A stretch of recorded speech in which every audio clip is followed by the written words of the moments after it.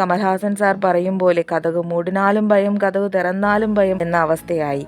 കറണ്ടിനെ കാത്തിരുന്ന് mobile charge തീരുമോ എന്ന ഭയത്താൽ മെഴുകുതിരി കത്തിച്ചു വെച്ചിരുന്നതും ഏറെ നേരത്തോടെ ഉരുകി സ്വയം അതിന്റെ ജീവിതം അവസാനിപ്പിച്ചു. വാതിൽപ്പടിയാകവേ മണ്ണെണ്ണയൊഴിച്ച് ലക്ഷ്മണരേഖ വരച്ചു ഞങ്ങൾ. കൊതുകുതിരിയുടെയും മണ്ണെണ്ണയുടെയും രൂക്ഷഗന്ധം തമ്മിൽ പരിചയപ്പെട്ട് സൗഹൃദം സ്ഥാപിച്ചതോടെ മിഴികളിലെത്തിയ നിദ്ര പിണങ്ങിപ്പോയി. തിരിഞ്ഞും മറിഞ്ഞും ഉറങ്ങാനാകാതെ കിടന്നപ്പോൾ പുറത്തുനിന്നുള്ള അരണ്ട വെളിച്ചം കണ്ണിനെ തുറന്നു പിടിച്ചു. ചീവീട് കുഞ്ഞുങ്ങളെ താരാട്ടുപാടി ഉറക്കുന്നതാണോ പാട്ടുകച്ചേരിയാണോ എന്നറിയില്ല. കാതു തുളയ്ക്കുന്ന ശബ്ദം ഉച്ചത്തിൽ രാത്രിയെ മുഖരിതമാക്കി. മരച്ചില്ലയിലും മേൽക്കൂരയിലും തങ്ങി നിന്ന മഴത്തുള്ളികൾ പൊടുന്നനെയെത്തുന്ന കാറ്റിറ്റിക്കും ശബ്ദവും ഭയമുളവാക്കി. കാർട്ടൂൺ കണ്ടു കിടന്നങ്ങനെ മോളും വിശറി വീശി തനിയെ അപ്പനും ഉറങ്ങിത്തുടങ്ങി. ഭയം ഭരണം തുടർന്ന ചിന്തകൾ തളർന്നപ്പോഴെപ്പോഴോ മെല്ലെ ഞാനും ഉറങ്ങി. അർദ്ധരാത്രിയുടെ ഏതോ യാമങ്ങളിൽ കാണാതായ കറണ്ട് വഴിതിരിഞ്ഞു തിരിച്ചെത്തിയെന്ന് കറങ്ങിത്തുടങ്ങിയ ഫാനും മങ്ങിയ വെട്ടത്തിൽ ബൾബും ഞങ്ങളെ അറിയിച്ചു.